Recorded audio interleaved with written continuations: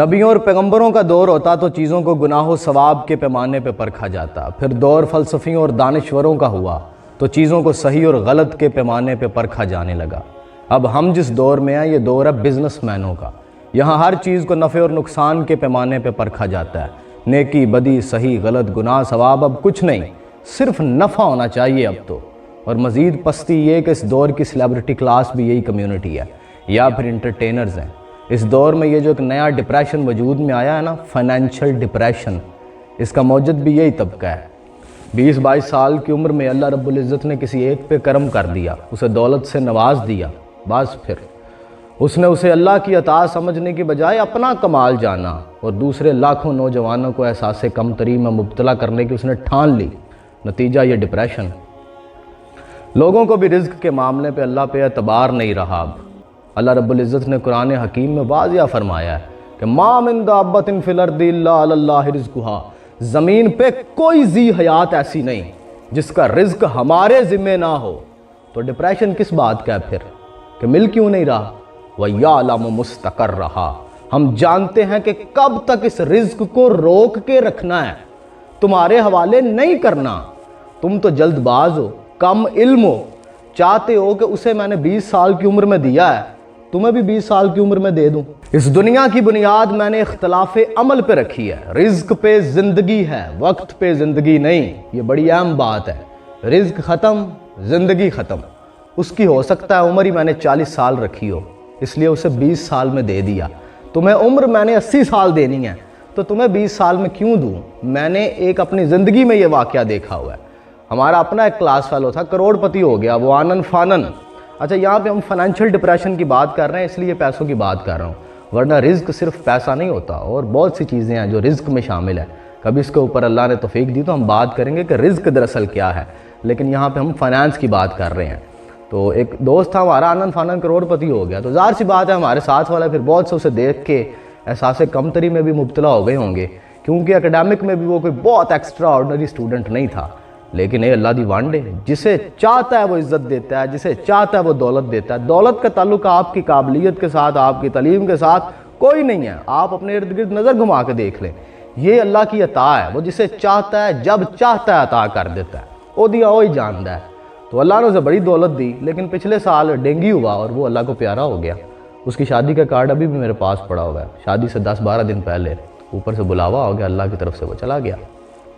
وَمُسْتُودَعَهَا كُلٌّ فِي كِتَابٍ مُبِينٍ، میرے بندے میں جانتا ہوں کہ کب تمہارا رزق تمہارے حوالے کرنا ہے، کب کرنا ہے اور کب نہیں کرنا، میں سب جانتا ہوں، اور یہ سب میں نے ایک کتاب میں لکھ رکھا ہے۔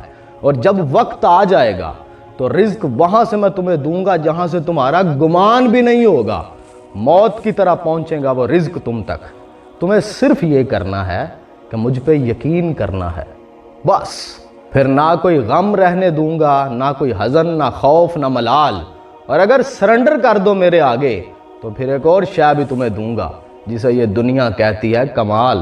دوسرا نقصان اس سوسائٹی میں انٹرٹینرز والی اس کلاس نے کیا ہے۔ خیر انہوں نے کیا کیا ہے، والدین کی اپنی نااہلی تھی جو اولاد کی ترجیحات سیٹ کرنے میں وہ ناکام رہے ہیں۔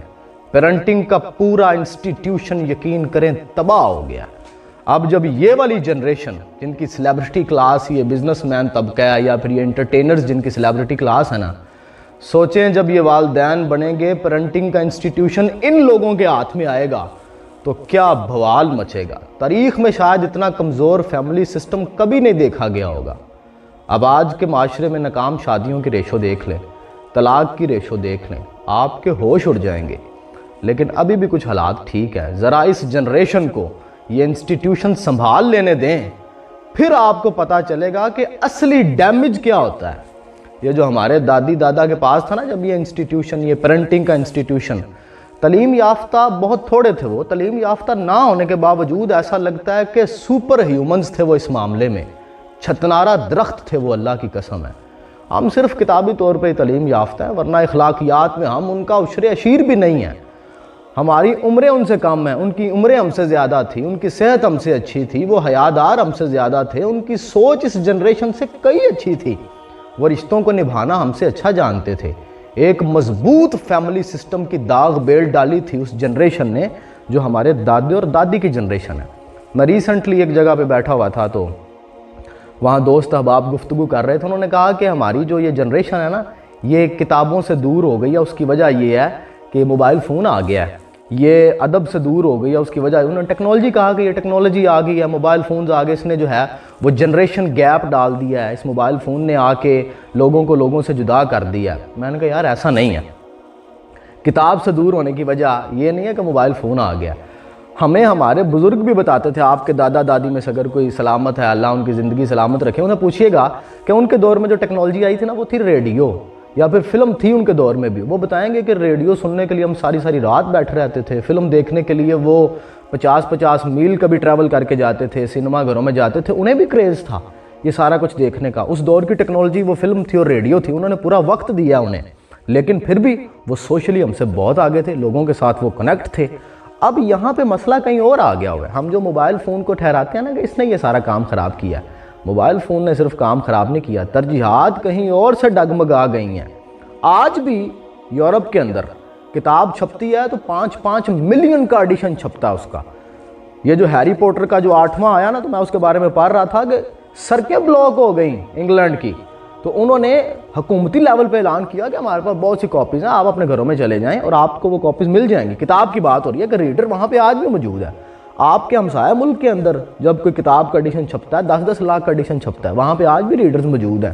آپ نے مسئلہ کہیں اور جا کے خراب کیا ہے، لیکن جب تک انسٹیٹیوشن یہ پیرنٹنگ کرا ہے نا ہمارے والدین کے پاس، ان کے والدین کے پاس، انہوں نے بخوبی اس انسٹیٹیوشن کو چلایا ہے۔ بوال اب مچنا ہے جب اس جنریشن کے ہاتھ میں یہ انسٹیٹیوشن آنا ہے۔ میں ایک سوشل میڈیا کی سیلیبریٹی ہیں، ایک بڑی مشہور سیلیبریٹی ہیں، ان کے ساتھ میری ملاقات ہوئی تو میں نے کہا کہ آپ کی شادی ہو جائے گی، شادی ان کی ہو گئی ہے غالباً، تو اللہ آپ کو اولاد دے گا، آپ کو لگتا ہے کہ آپ لوگ اپنے بچوں کے لیے آئیڈیل ہیں، یا آپ چاہیں گے کہ یہ بچے آپ کے ساتھ وہ جو پوری کی پوری ایک ہے یہ جو سوشل میڈیا سیلیبریٹیز آئے کسی بھی طرح کے، یہ آپ کے بچوں کے آئیڈیل ہو سکتا ہے؟ اس نے کہا بالکل بھی نہیں، میں اپنے بیٹے یا بیٹی کی آئیڈیل کبھی بھی نہیں ہو سکتی، میں کبھی نہیں کہوں گی کہ یہ لوگ آئیڈیل ہوں، یعنی کہ وہ خود بھی کہیں نہ کہیں خوف زدہ تو ہیں، جنہیں تھوڑا سا شعور ہے کہ یار کام خراب ہوا ہے۔